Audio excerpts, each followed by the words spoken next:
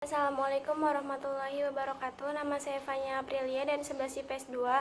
Saya di sini akan menjelaskan tentang runtuhnya Romawi Barat. Keruntuhan Romawi Barat bisa disebut juga dengan runtuhnya Kekaisaran Romawi atau disebut juga keruntuhan Roma. Adalah masa ketika Kekaisaran Romawi Barat terpecah menjadi beberapa negara pada tahun 117.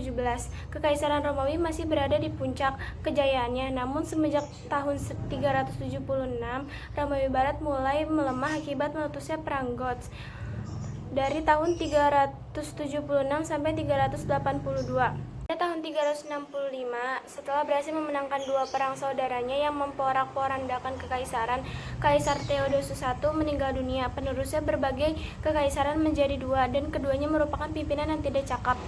Pada tahun 476, ketika Odoacer berhasil menjatuhkan kekaisaran Romawi Barat, terakhir Romulus Augustulus, sang kaisar tidak lagi memiliki kekuatan politik, militer ataupun finansial, dan juga tidak dapat mengendalikan wilayah-wilayah Romawi Barat karena sudah direbut oleh suku-suku barbar.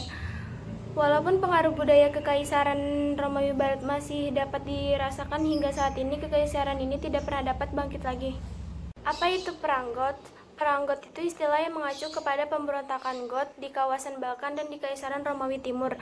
Dari tahun 376 hingga 382, perang ini terutama pertempuran Adrianopel dipandang sebagai peristiwa penting dalam sejarah Kekaisaran Romawi Barat karena merupakan salah satu peristiwa yang mengawal kemunduran dan keruntuhan Kekaisaran Romawi Barat.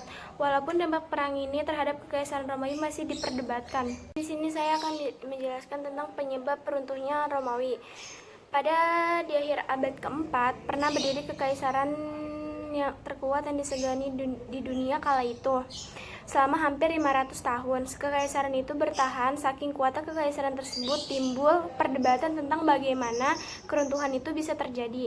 Bahkan para sejarawan sempat percaya bahwa kekaisaran ini tidak pernah benar-benar sirna.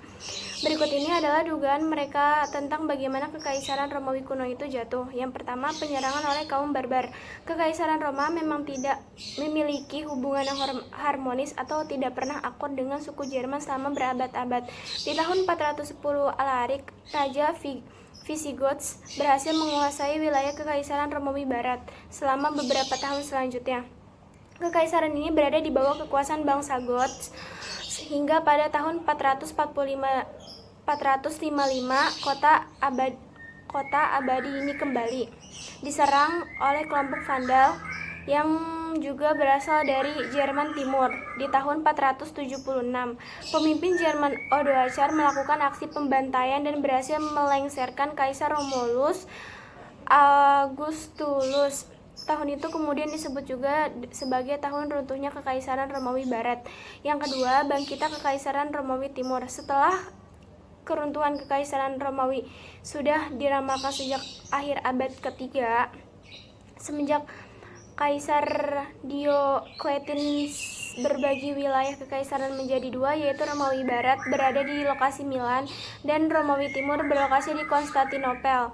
Awalnya kedua bagian kekaisaran tersebut hidup berdampingan dengan rukun, namun menjadi saling perang akibat adanya perebutan sumber daya alam maupun perkara bantuan militer. Seiring berkembangnya masalah terkait dua bagian Kekaisaran Timur yang berbeda bahasa Yunani dan Kekaisaran Barat yang berbahasa Romawi terkait ketidakseimbangan kekayaan, di mana wilayah Romawi Timur hidup lebih makmur dibanding orang-orang Romawi Barat.